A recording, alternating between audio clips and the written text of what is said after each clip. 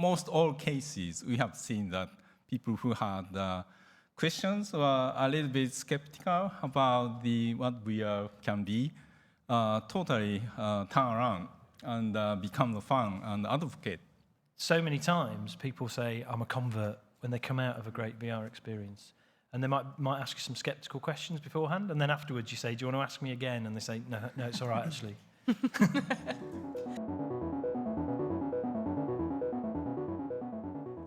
Even simple things like your head-up display, how that might work, how you indicate where to go in environments.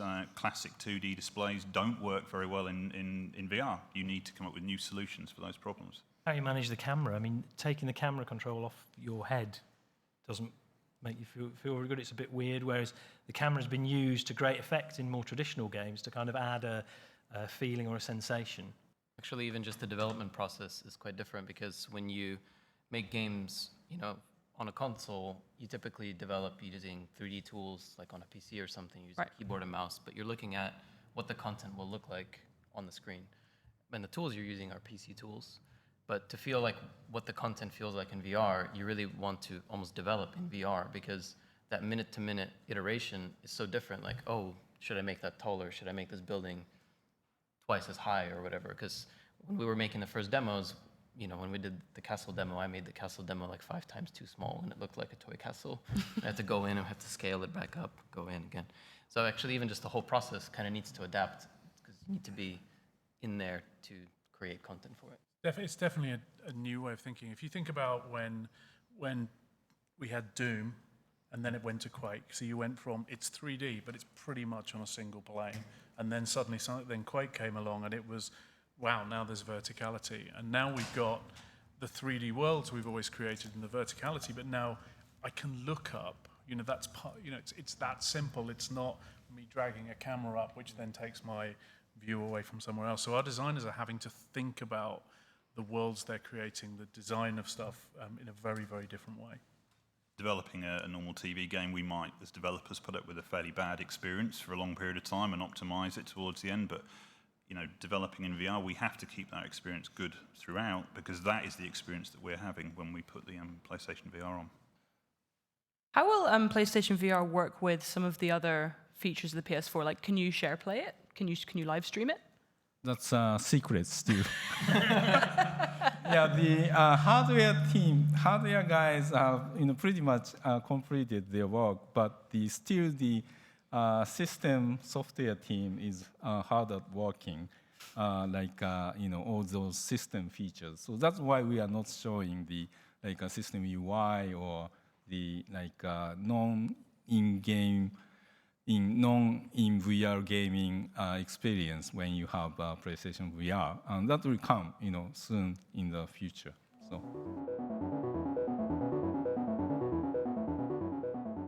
Very large number of those issues have actually been resolved just through improvements in the hardware. Maintaining frame rate, latency, those things are critical for it. A lot of the other ones are best practices that we're learning as we're going along. We share our games and our experience at trade shows. We do a very, very large amount of user testing. Day by day, we're getting better at understanding what the triggers for comfort or discomfort are, and we work those out of the equation. I think we're pushing the envelope all the time. In Russian Blood, we do some of the things that only a short period of time ago people were saying, you shouldn't really do that. We do acceleration, deceleration. There are ways around lots of these problems, and we sit down with the incredibly talented guys we have, and they look at the challenges, they look at how we deal with motion and camera and things like that, and then they work out algorithms around those sort of things. So tomorrow we're going to give people the chance to play Rush of Blood, and people will start to see that we can solve these problems, and it's about that experimentation and pushing forward with that. I think it's critical we do that as well. I mean, that was the challenge from a personal point of view that I wanted to overcome with rigs. We look at VR, and people tell you can't move in VR. It's impossible. You just shouldn't do it, and you must stand and look at a static table. That's not the future of VR that I wanted to see, and that's not the future of VR that we're attempting to achieve here. We want to have a VR where people can explore and move around environments and see this wondrous world for themselves. Yeah, and it's certainly a content choice, because you know, people still get sick these days from playing first-person shooter games, and Yeah. that's a flat TV. And so, you know, some people will, you know, avoid games that cause extreme acceleration or whatever that may be, just like some people avoid going on roller coasters. But the important thing is that it's 100% possible to make an experience inside the current hardware that will make, well, I don't want to say 99% because I'm an engineer, but like essentially out of the hundreds of people I have demoed to at trade shows, we kept a tally and it was like 1 out of 450, and that person was slightly inebriated. So like, I think that's a pretty good score. You know, you can make stuff that essentially does not cause discomfort. But if you want to have a more extreme experience, then that's going to be for some subset of people. And these experiences are exciting as well. Yeah, it's worth it. Yeah, it is. I'd like to think Shu will back me on the fact that being ejected 60 foot into the air from a rig is an exciting experience, you know. Yeah, that was a time when exact moment that rig was greenlit.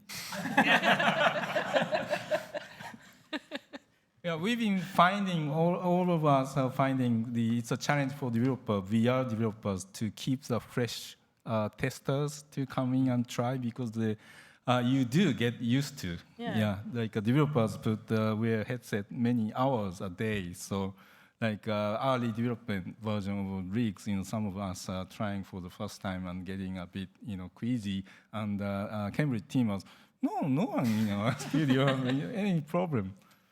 You do get very rapidly acclimatized to it, and that's a blessing as well as a curse. The curse is that when you're developing, you do need to test rigorously and often. The positive side to that is that we know that we can introduce people to the game over a period of time, build them up, allow them to change the setup in a way that's good for them, and that they will acclimatise and they will have a great experience. The hardest thing that we have to do is to come to a trade show where we have no time to acclimatise and put people into a live game that they've had no tutorial on and go, off you go, get fired up into the air 60 foot, and that's about as extreme as it gets from our point of view. As creators, we're always looking for immersion. We're always looking at a way of bringing people into the game, whether it be something as simple as creating your own story and influencing your own story. And now it's about dropping people into worlds that really feel real for the first time. Shu on stage talked about that feeling of presence, that belief that even though your mind knows you've got a headset on, that you actually think you're there, which is just a paradigm shift for the industry. It becomes almost about building the world is a really big fundamental part of it.